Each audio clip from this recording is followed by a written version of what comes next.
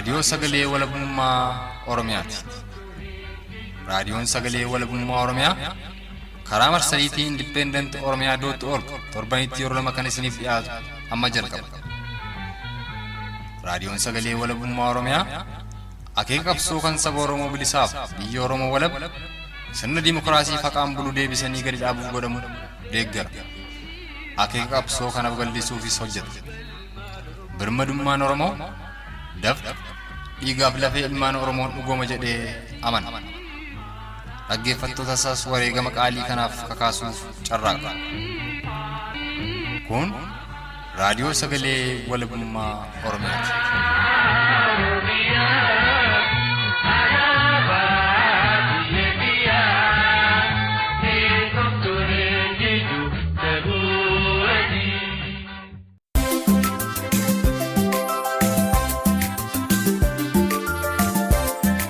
Guyyaan Kamisa Adoolessa 6 barri 2017 dhaggeeffattoota keenya jaalatamoo akkuma yeroo hundaa sagantaa keenya har'aa qindeeffannee dhiyaanneerra. Turtiin keessan hanga xumuraa nu faana haa ta'u affeerraa keenya.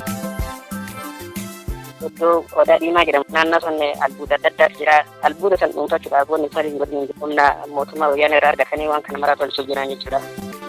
Sagaleen olitti dhageessan kun odeeffannoo kutaalee Oromiyaa garaagaraa keessaa bilbilaan walitti qabanne keessaa kan fuudhame yoo ta'u bal'inni isaa oduu keessatti isiniif dhiyaata.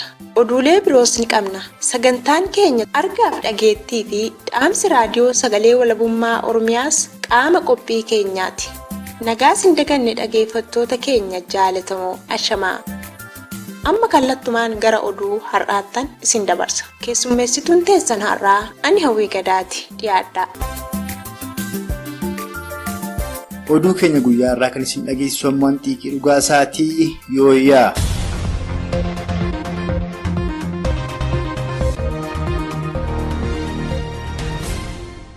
Torbee kana lola weerara daangaa weerartoonni Sumaalee godina Baalee Aanaa Sawweenaa keessatti baraniin wal qabatee lubbuuf qabeenya ilmaan Oromoo danuurra gaaga'amni ga'uun dhaga'ameeti jira. Lola weerartoota Sumaaleen godina Baalee Aanaa Sawweenaa keessatti baname kanaan manneen jiraattotaa 10 caalan gubachuutti dabalataan namni wareegames jiraachuu odeeffannoon gamasii argan kan mul'isu yoo ta'u, maatiin hedduun manaaf qabeenya isaanii lakkisuun godaansaaf kan mul'atu ta'ullee qaamni dirmateef kan hin jirre ta'uu fi ergamtichi mootummaa kunuunfataa wayyaanee Lammaa Magarsaas magaalaa Finfinnee taa'uun haasawaa fi haalli ilmaan Oromoo irratti weerartoota Sumaalee raawwatamaa jiru duddaaf garaadha kan jedhan jiraattota godina Baalee irraa odeeffannoo raadiyoo Sagalee Walabummaa Oromiyaaf kennanidha.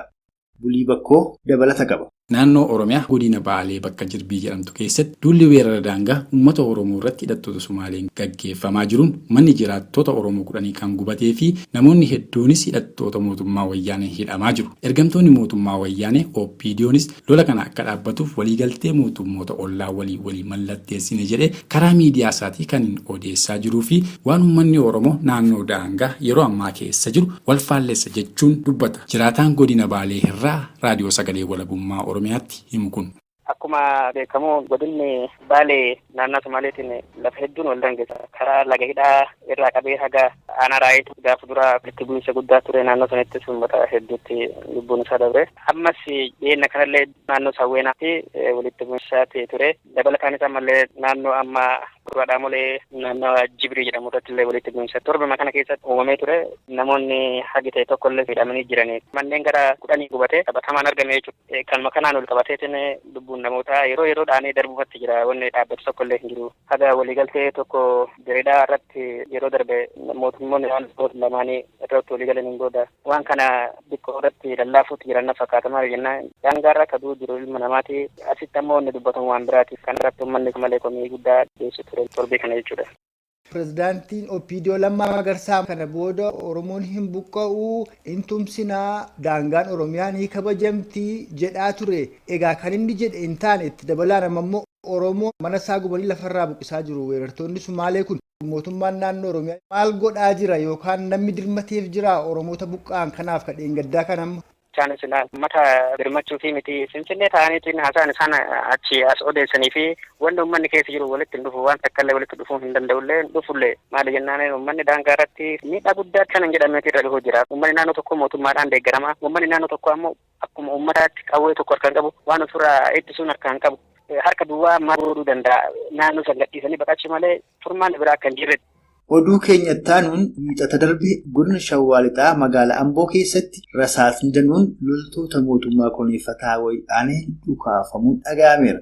Wiixata darbe galgala toora sa'a lamaatti rasaasni magaalaa Amboo keessatti loltoota wayyaaneen roobsame kun qeerroowwan magaalaa Amboo sodaachisuuf kan dhukaafame ta'ullee jiraattota magaalaa Amboos ta'anii qeerroowwan Oromoo taatee kanatti kan hirrifatin ta'uu odeeffannoon maddeen keenyarraa arganne kan mul'isu yoo ta'u, gama biraatiin ammoo qotatee bulaan Oromoo hanatu godina Shawaa Lixaa hanqina dhiyeessii xaa'oo isaan mudatee jirutti mufatuun komiif gungummii guddaa dhageessisaa jiraatu kan himan jiraataa magaalaa Ambooti. Bulii Bakkoo ammas dabalata qaba. Ergamtoonni wayyaanee OPDO'n gaaffii uummataa deebisna jechuun uummata keessossoonii waltajjii adda addaa gaggeessaa jiraachuun dhaga'ameera. Haaluma kanaan godina Shawaa Lixaa keessatti ergamtoonni kun magaalaaf baadiyyaa keessossoonii uummata sossobaa jiru. Guyyaa 3 darban kanas magaalaa Amboo keessatti uummataa fi qeerroo 2-3 ta'anii deeman sodaachisuuf dhukaasni dhukaafamaa ture. Akkasumas basaastota qeerroo fi uummata basaasan bakka namni heddummaatu mana nyaataa fi mana dhugaatii keessan baay'inaan bobbaasanii akka jiranii fi waan namni dubbatu hunda ordofaa oolu. Kana ammoo uummati keenya irratti dammaqee jira. Kanaaf iccitii isaa karaarra dhaabbatee hin dubbatu jechuun dubbata qeerroon godina Shawaa Lixaa irraa xiiqii dhugaasaa bilbilaan dubbise kun. Yoo kana keessa waa'ee dargaggoota waan jiranii leenjii gaggaabaa jedhanii namoota muraasa fuudhanii akka leenjisaa turanii fi deeggarsa isinii godhanii gowwoomsaa akka turanidha. Gochaa kanas akkas godhee jirra akkas gochuuf jirra jedhanii gowwoomsanitti mafufanii jiru. Sanbira darbee amma naannoo keenyatti kan mul'atu uummanni haalaan guungumaa kan jiru keessa tokko dhiyeessa garaagaraa keessattuu dhiyeessa qonnaa naannoo wal bare kana kan akka xaa'oo uummanni rakkachaa jiru. Sanbira darbee eegdonni sirna bittaa kana akkuma jirutti naannoo keenyarra himee jira. Kalee sanduuqa guyyaa 3ffaarraa dhukaasni addaa sa'aatii wal fakkaataa kana galgala keessa Amboo keessatti dhukaafamaa ture. Kunis immoo sodaa qaban irraa kan ka'e lafuma ka'anii qeerroo 2-3 wal bukkee yaa'u adda bittinsuudhaaf ture kaayyoon isaanii. Ta'e jedhanii dhukaasa lafatti dhukaasaa turanii eegumsi isaanii kun akkuma jirutti jira. Darbees immoo basaastonni naannoo mana bunaa naannoo mana dhugaatii garaagaraa keessa deemanii odeeffachaa jiran. Kanarratti immoo uummannis dammaqee haalaan hubateera waan ta'eef haala salphaatiin waan argatanii illee na fakkaatu uummanni iddoo akkasitti dammaqaadha waan ta'eef nama arge biratti odeeffannoo garaagaraa gadi baasee naa ta'u kan immoo kana godhu tokkoon tokko qeerroo mana jiru gahee isaa bahaa jira waan ta'eef kan bira darbee odeeffannoo guutuu akka OPDO'n hin arganne. Kun kanaan osoo jiru weerartoonni Sumaalee gandi godina Gujii albuudonni garaagaraa keessatti argametti xiyyeeffatuun jiraattota haadhaa kan jiran ta'uun dhaga'ameera. Weerartoonni Sumaalee kun araddoota baadiyaa hanota godina Gujii fi godina Booranaa kanneen albuudaan warqee fi albuudonni garaagaraa keessatti argaman dhuunfatuuf jecha ilmaan Oromoo haadhaa jiru kan jedhan jiraattota Aanaa Liban. Gabaasa guutuu oduu kanaaf Roobaa Baruu. Lolli karaa daangaa Oromiyaa irratti mootummoota ollaa fi wayyaaniin tumsamee adeemsifamu bifa addaan itti fufee jiraachuu oduun gama Gujii as qaarite. Nutis odeeffannoo kana faana dha'uun gamasitti bilbiluun gaafanne. Weerarri mootummaa Sumaaleen amma deemaa jiru kun kan addaati. Xiyyeeffannoon isaanii bakkeewwan albuudni akka warqee itti argamuu fi akkasuma oomisha jallisiif mijaa'oo ta'an irratti ta'udha. Jiraataan gamasii dubbifne kan himan. Lagni Malkaa Gubaas kan oomisha jallisiif oolu Oromoota Booranaa achi qubatan haleelanii irraa buqqisuun weeraranii jiraachuu fi nageellee Booranaatti dhiyaattee kan argamtu aanaa Gumeellelloo fi aanaa Liiban keessatti gandoonni albuudonni keessatti argaman irra caalaan harka weerartootaa jiraachuu raadiyoo sagalee walabummaa Oromiyaatti kan himan jiraataa godina Gujiiti. Xiiqii dhugaasaatu dubbise. Naannoo Gujii Booranaa fi naannoo Sumaaleetiin waldaan gasan irratti waggaa guutuu addaan osoo hin citin lolli akka jiru baqataan Oromoo naannoo sana kan qubanne yookaan ammoo loon Oromoodhaa achi godaanee akka marranneenne wanni hedduun wantoota jiru jira. Haga ammaas lubbuun ilmaan Oromoo naannoo sanii badumaa jira. Aanaa tokko walakkaa isaa fudhatan iddoo Odaa Diimaa jedhamu naannoo sana albuuda adda addaatu jira. Albuuda sana dhuunfachuudhaaf wanni sadiin godin humna mootummaa wayyaanee irraa argatanii waan kana maraa tolchuu jiran jechuudha. Albuudaan kun godina Booranaa moo godina Gujii keessatti argama? Aanaa maalii keessatti immoo argama laata? Godinni isaa godina Gujii Bahaati aanaa Gumii Eeldalloo jedhamu. Aanaan kun kan hundaa'e bara 2016 kana keessatti yeroo darbe kana jechuudha. Naannoo kanatti bakka Odaa Diimaa jedhamee beekamutu jira. Iddoo kana albuudota hedduutu jira akkuma beekamu. Mootummaanis waan qorannoodhaan irraan bahee qaba. Uummanni sirriitti beeka lafa isaa waan ta'eef naannoo san albuuda kana qotuu osoo hin ta'in baay'inaan uummata Oromoo Booranaatti kan naannoo san qubatu iddoo margaa waan ta'eef bishaanis achi waan argatu achi loon isaanii horsiisan jechuudha. Iddoo kana amma iddoon albuuda guddaa qabu jedhamee kan beekamu adda bahee amma iddoon isaan iyyuu xiyyeeffannoo irra galchaniitiin deemuu jedhanii naannawa jallisiidhaan misoomuu danda'u. Lafa malkaa gubaa jedhamu kana naannawa isaatii fi iddoo amma Odaa Diimaa yookaan ammoo lafa amma Gumii Eeldalloo sana amma iddoon isaan xiyyeeffannaa irratti godhaniitiin lolaan itti deemuutti jedhanii fi uummanni naannoo sanis amma buqqa'ee naannoo qubatan sanirraa fagaataniitiin sodaa lubbuutiif kan gamana siqanii jiran. Egaa akkuma beekamu godina Gujii Hanaa Shaakkisoo laga Dambiidha yeroo dheeraadhaaf warqee baasaa turanii ammas itti jiru. Uummanni Oromoo immoo xurii warshaa san keessaa ba'uun rakkoo guddaatu irra ga'aa ture. Okkoteedhaas immoo baasuuf tattaafataa jiran. Dabalataan sadaffaadha jechuudha kammaa kun. Sadaffaadha iddoo guddaa fi iddoo albuuda guddaa itti argamu jechuudha. Godina kana keessatti kan argamu naannawa amma aanaa Haaraa Gumii Eeldalloo. Kana jechuun magaala Nageellee Booranaarraa gara bahaatti kiiloomeetira 80 akkasitti argama jechuudha. Oduu keenya dhumaatiin wixineen labsii dhimma magaalaa Finfinnee ilaalchisee mootummaa koloneeffataa wayiidhaan bahe gaaffii uummanni Oromoo barootaaf gaafataa tureef abadan deebi'uu akka hin dandeenye himameera. Mootummaan koloneeffataa wayiidhaan yeroo warraaqsi uummatarraa ifiniinu jabaatee hundeedhaan isa raasu yeroo garaagaraatti tooftaalee garaagaraa jijjiiruun akkuma uummata Oromoo warraaqsarraa gufachiisaa ture ammas gufachiisuun malee dhugumaan gaaffii ilmaan Oromoo gaafataa jiraniif deebii kennuuf miti kan jedhan jiraattota godina Arsii Lixaa fi jiraattota giddugala Oromiyaa irraa odeeffannoo raadiyoo sagalee walabummaa Oromiyaaf kennan. Roobaa boruu dabalata qaba. Dhimmi labsii wixinee seeraa magaalaa Finfinneef amma bahe labsii bu'aa Oromiyaan Finfinnee irraa argattu akkasuma afaanni Oromoo afaan hojii magaalaa Finfinnee ta'uu jedhu kun labsii haqaa utuu hin taane tapha siyaasaa ta'uu namoonni nuti dubbisne himan. Oromtichi godina Arsii Lixaa irraa dubbisne wixineen seeraa amma bahe kun wixinee waraqata gubbaa taa'uun Oromoo ittiin gowwoomsanii fi uummattoota biroo magaalattii keessa qubataniin wal dhabsiisuuf itti yaadamee kan qophaa'edha akkuma asiin dura godhamaa ture jedhan. Xiiqii Dhugaasaatu dubbise. Kanaan duras yeroo hedduu dhimma maaskalaanii wal qabatee fi waan wixinee seeraa naannaa Finfinneetti wal qabate kanas haga ta'e tokko ilaaleera. Haa ta'u ammoo wanni kun waanuma afaaniin jedhamee waraqaa irra taa'e malee waan qabatamaan ni ta'a jedhee wanni itti amanu tokko illee hin jiru. Mootummaa waqtileedhaa aangoorra jiru. Kanaan duras Finfinneen kan dhuura Oromooti jedhameetiin waajjiroonni mootummaa naannoo Oromiyaas achittis dhaabbatee ture achiin booda kaasanii ammas Adaamaa deebisanii dhaabbilee Ligiiti jedhu 97 akka lakkoofsa Habashaatti mo'annaadhaaf kaanaan akka warasanii fi Oromoo walitti buusuudhaa fi Adaamaarraa fidanii ammas Finfinneetti deebisan. Ammoo akka kiyyatti akka tapha ijoollee waan tokko sii kennanii gaabbuu waan akkasiiti malee kun qabatamaa waan hin taa'eeti irraa akka nama tokkotti yaadu tokkollee irraa hin qabu. Wixinee seeraa labsii amma bahe kana guutummaan guutuutti dhugaa jedhee fudhachuu hin danda'us akka nama tokkotti fudhatan qaba jedheetiin wanni hin jedhu. Akkasuma Oromtichi godina Lixa Shawaa irraa dubbisne afaanni Oromoo afaan hojii kan magaalaa Finfinnee ta'eera jechuun kan odeeffamu gowwoomsaa ta'uu fi wixineen seeraa amma bahe kunis Oromoo biratti kan hin fudhataminii fi mormamuu akka qabu dhaammate. Inni Finfinnee sun addaan mormamuu addaan keekamaa akka jirudha naannoo keenya addaan wal kennaa ta'e afaan Oromoo afaan hojii naannoo magaalaa Finfinnee goone isaan jedhanii mata duree gadi fuudhanii odeeffamaa jiru kun uummata keenya haalaan kukkee jira. Kun afaan Oromoo afaan federaalaa yoo ta'e ala gowwoomsaa akka ta'e uummanni keenya hubatee haalaan gugungumaadha jira. Egaan dhaggeeffattoota keenya jaallatamoo oduutu guyyaa irraaf qabannee isiniif dhiyaanne aguma kana ture qophiilee keenya afaan waliin turtii gaarii qabaadhaa.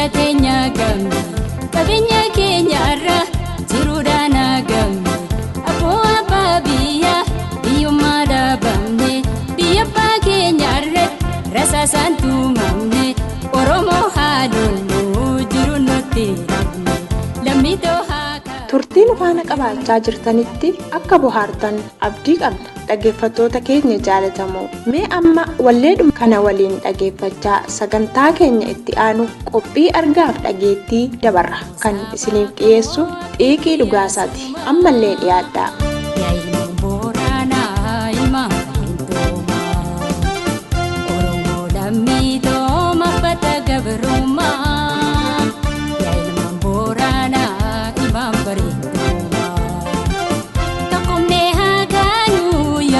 So amma tokomne haganu yaron palma amma gabru marabane bargaju balama gabru marabane bargaju besuma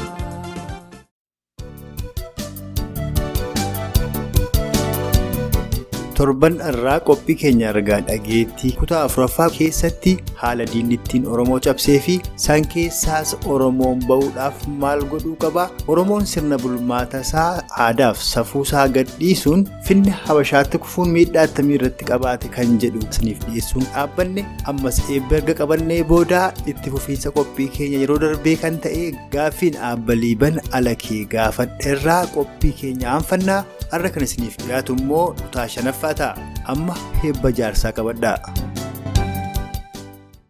Barii nagaa. Barii nagaa. Halkan nagaa. Guyyaan nagaa. Dirreen nagaa. Dirree Liiban nagaa.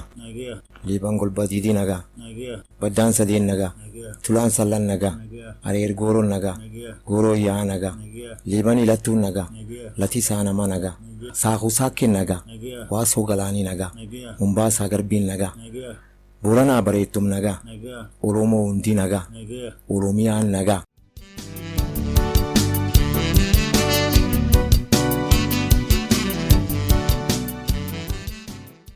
Hayyagaa hayyuu hargaa dhageettii Oromoo Aabbaliiban Alakee kabajaan hin dhibee galanni hin dhibee safuun hin dhibee wal jala deemuun Oromummaan jabduun duraan hin dhibdee kan ammoo kaballeesse finnadhaa jettanii tachirra dhaabne. Haa ta'utii kun cuftuu baduun seer ittiin Oromoon bulee wal bulchaa ture baduu wal qabata. Kanaaf akkam ture seerri ittiin Oromoon bulee wal bulchaa ture?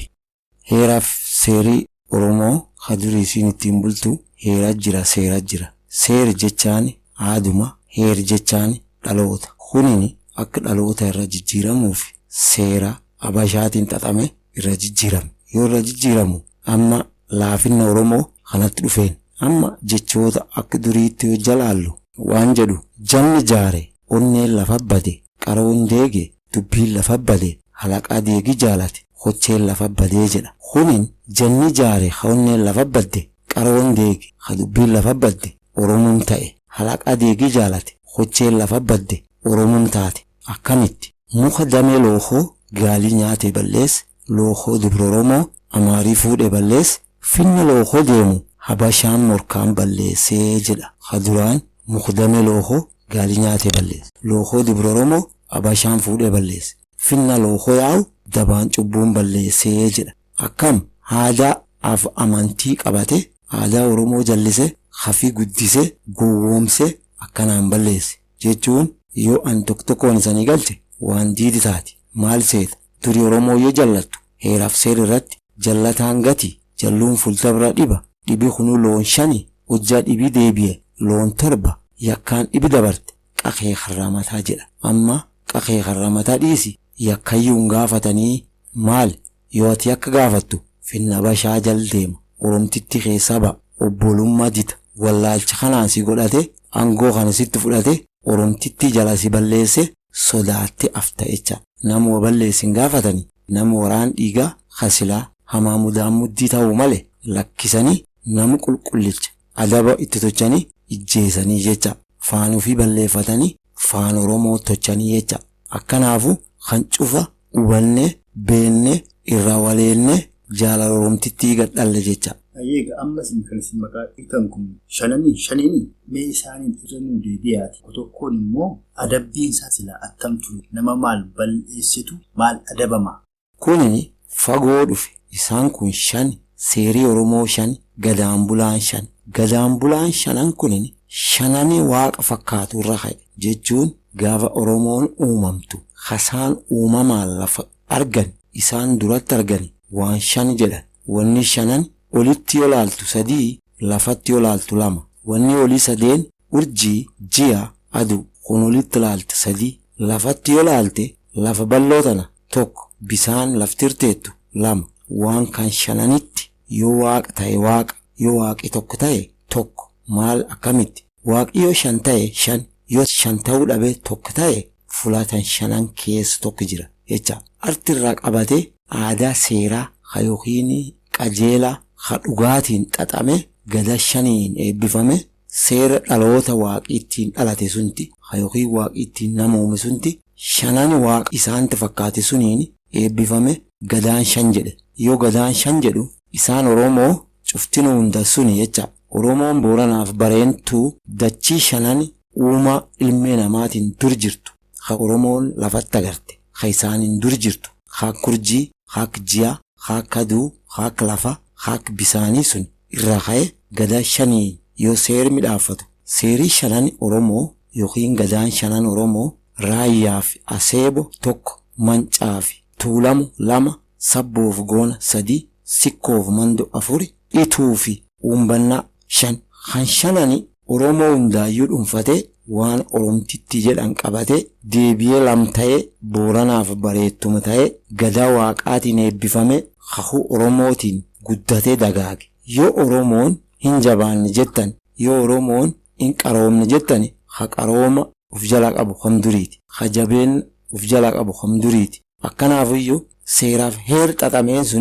sunuma deeffanne jalluu gatiitti goone jallataa gatiitti goone jalluu fuldabra dhibi tochine dhiba kana torba geessine yakkaan dhibi dabarte qaqee harramata jenne akkasiin seera abashaa jala ba'uuf seera duriitti deeffannaa jecha. Amma gaa yeroo ammaa ilmaan Oromoo seeraa fi heera jalqaba yookaan dur qaban san gadhiisanii san jalaa ba'uudhaan gosaa balbalatti saniyyuu gadi bu'anii gandatti addaan wal qoqqoodanii walirra duuluu wal haadhu wal ajjeesuu obboleeyyan lamaan dhiiga walii dhangalaasuu ilaalcha siyaasaa adda addaa qabaatu Oromoon lafa isaa mirga isaa waan qabu hundumaa sarbamee kolonii mootota Habashaa jalatti erga kufee kunoo ganna 130 lakkoofsiseenii ofiyyuu gabrummaa jala jira gabrummaa san jala taa'ee finna Habashaan itti dhufeen wal fixaa jira saniifuu Oromoon attam godhuu qaba attamitti deemuu qaba attamitti kan isaatti abboomuu qaba akka wal qoqqoodamee deemaa jiru kanatti waan keenyatti sila abboomuu ni dandeenya yookaan immoo raagdonni Oromoo kadur waan kana irratti waan jedhan qabu qoba deemanii waan tokko milkaa'uu ni danda'ama. Egaa dhaggeeffattoota keenya kabajamoo gaafiilee kanaa fi kan birootiis kutaa 6ffaa torbee qabannee isinii dhiyaanna turtiin waliin qabaataa turtaniif guddaa galatoomaa. Egaa dhaggeeffattoota keenya jaalatamoo qophiin keenya maayii dhaamsa raadiyoo sagalee walabummaa Oromiyaati. Kan harkaa qabu Roobaa Boruuti. Roobaa Boruu waliin turtii dansaa qabaadhaa. Ani ammoo gama kootiin asumaanan isinitti dhaammadha. Sagantaa wal fakkaatan torbee walitti deebina nagayaatti.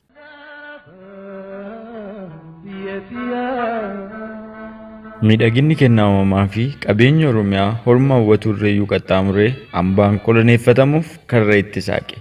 Fedhiin beelaftoonni Oromaa fi karaa deemtonni gidiraa beelaa fi rakkoo dheetta Oromiyaatti godaanuun Oromiyaa seenanii irraa nyaatanii dhuganis abbaa biyyaa isaan nyaachisee baase daara baasee alaa galcheetti garagalanii gabroonfatamuu saba Oromoof shoorri isaan taphatan akka laayyootti waan ilaalamu miti.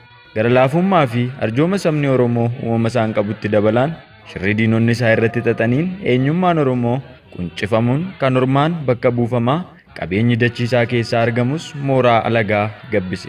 Sabni guddaan kun osoo qabeenya qabu beelaan dhumuutti dabalataanis rasaasa koloneeffattoota Habashaan murruuq taasifamaa ture har'as daran hobbaafamaa jira. Haa ta'u malee duguuggiinsa sanyii koloneeffattoota mootota Habashaa irratti geggeeffamu kana jalaa of baasuufis ta'e walabummaa biyya isaa Oromiyaa mirkaneeffachuun bilisummaan jiraachuuf guyyaa tokkollee farmaarraa of booda deebi'ee hin beeku. Har'as adeemsota walxaxaa alaaf keessaan qabsoo sabichaa gufachiisuuf godhamaniif osoo harka hin laanne adeemsa ofii tolfataa qabsootti cichuun galma ga'iinsa isaa kan maayessaan ga'achuuf eenyuun osoo hin eegganne tarsiimoo mataasaan qabsoo finiinsaa jiraachuun saba Oromoo dhugaa iftee mul'attudha. Akkuma sabni Oromoo fira hin qabne qabsoon sabichaas har'as ta'e kaleessa fira qabsoo qabaataa hin turre. Kanaafisidha sababni adiinis ta'e gurraachi ollaanis ta'e inni fagoo albuuda dachee Oromiyaa keessaa elmatuuf gaggabu. Waltumsaniis qabeenya Oromoo saammataa turanii har'as itti jiraniif. Mootonni warra Abisiiniyaa yookaas Habashaa jalqaba kan isaan weerara irratti eegalan Oromoota Raayyaa fi Walloo irratti ta'uu seenaan akkuma dhugoomsu Oromoota Walloo fi Raayyaas cabsuuf aggaammi yeroo garaagaraa godhamanis gootota sabichaan salphatanii of duuba deebifamaa turan. Mootummichi Haayile Sillaasee yeroo 84 ol Oromoota Raayyaa fi Wallootti duulee utuu hin milkaa'in hafuun isaa warra Abisiiniyaa yookaan warra kaaba impaayera Itoophiyaa kana guddoo dallansiise. Bifa wal fakkaataanis loluuf abdii murachiise. Haayile Sillaaseen mootiin warra Abisiiniyaa gaafasii akaakayyoon koloneeffattoota wayyaanee har'aas Oromoo cabsuun dura bosona isaa dhabamsiisuuf dursi kennamuufi akka qabu, Oromoon kan inni cabus bosonni Oromiyaa yoo barbadaa'e qofa ta'uu isaa booda Oromoo cabsuunii fi dhabamsiisuun salphaa akka ta'e dhaammate. Habashoonni dhumarrattis jabeenya sabichaa hubachuun tooftaa biroo baafachuutti kan qajeelan. Kanas gochuuf gama warra dhiyaatti maqaa amantii kiristaanaan wawwaachuu aansan.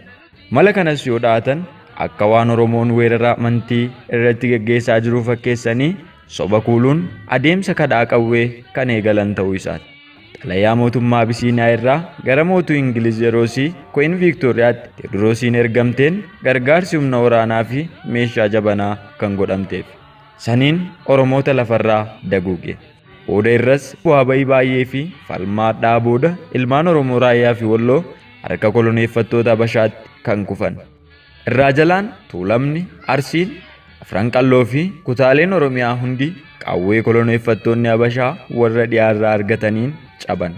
Finfinneen nurri Oromiyaa erga koloneeffattootaan harka Oromootii baatee tarsiimoon abbaa biyyaa ari'achuu, eenyummaa Oromoo xiqqeessuu, aadaa isaa balfuu fi afaan isaa dhabamsiisuu irraa dhaabbatee hin beeku. Kun ammoo karoora waggaa 100 olii bulti qaataan diriirfamaa as ga'e ta'uudha kan mul'isu. Guddinni Finfinnee jedhamee afarfamus kan saba bicuuf haala mijeessu malee abbaa biyyaaf homaa hin gargaarre. Qoonni Finfinneen nuuf hiixatte tuullaa kosii, xuraa'aa warshaalee fi olaantummaa warra kaabaati. Har'a Finfinnee keessatti afaan Oromoon dubbachuun akka gadaantummaatti kan nama lakkoofsisudha. Qabeenya irra Oromoon Finfinnee keessaa qabu gamoo ol tuulamee fi dinagdee daldalaa utuu hin taane gola dukkana Maayikelaawwii, Qaallittii fi Qilintoo qofadha. Wiixinee dhimma magaalaa Finfinnee ilaalchisee wayyaaneen baasuun afaan Oromoo afaan bulchiinsa magaalaa Finfinnee ta'a. Faayidaa addaa Finfinnee irraa argachuu qabu eegamuu fi qabaa fi yandoon sobaa miidiyaa mootummaa wayyaaneen nurratti roobaa jiran kun tooftaa haarawaa fi kolonii ammayyaa ta'uu beekuun gaaffiin kee kan inni deebi'uu danda'u walabummaa biyya kee Oromiyaa fi bilisummaa mataa kee qofaa akka ta'e beekuun warraaqsa eegaltee daran finiinsuun furmaata dorgommii hin qabne ta'uu of yaadachiisuun barbaachisaadha. Seenaa darbeerraa kaanee egeree keenyaaf illima jabaa diinota alaa fi keessaan qopheeffamaa jirutti dammaquun of tiksinee sabni Oromoos ta'e qabsoon Oromoo fira akka hin qabne baruun Oromoon haala kam keessa jirru haaluma keessa jirru keessa jiraannee sabbata goonee mudhiitti wal hidhachuun qabsoo finiinsuudha inni dura. Kabaja namoomaa fi heeraa mulqabnes deebinee gonfachuun wal'aansoo kurfaa akka gaafatu beekuun murteessaadha. Gaaffii karaa nagaa gaafatnus ta'e warraaqsi harka duwwaa goonu bara kolonii ofirratti dheeressuu yoo ta'e malee gaaffii keef deebii sirrii argamsiisuu hin danda'u. Kanaaf biyya Oromiyaa daangaa eenyummaa fi lafaa kan dhugaan sararamte deebisnee gadhaabuuf bakka jirtu gamtoomtee hidhachuun waamicha dhiigaa olii dabarsuun akkasuma dinagdee of harkaa qabduun qabsoo bira dhaabbachuun of kabachiiftee walabummaa biyyaa fi bilisummaa sabaa dhugoomsinu. Lafa walaboomte keessatti afaan, eenyummaa, aadaa fi duudhaa ofii kabachiifatu waan ta'eef karaan galiitti nu dhiyeessu sochii walabummaa biyya keenyaa fi bilisummaa saba keenyaaf godhaa jirru kana hidhannoo qawween tumsinee dhiigaa fi dafqa itti jiksinee gaaffiin keenya kan deebi'uu danda'u ta'uu beekuun gaariidha kan jedhu dhaamsa raadiyoo sagalee walabummaa Oromiyaa kan har'aati. Oromiyaan ni walaboomti, Oromoon ni bilisooma. Raadiyoo sagalee walabummaa Oromiyaa.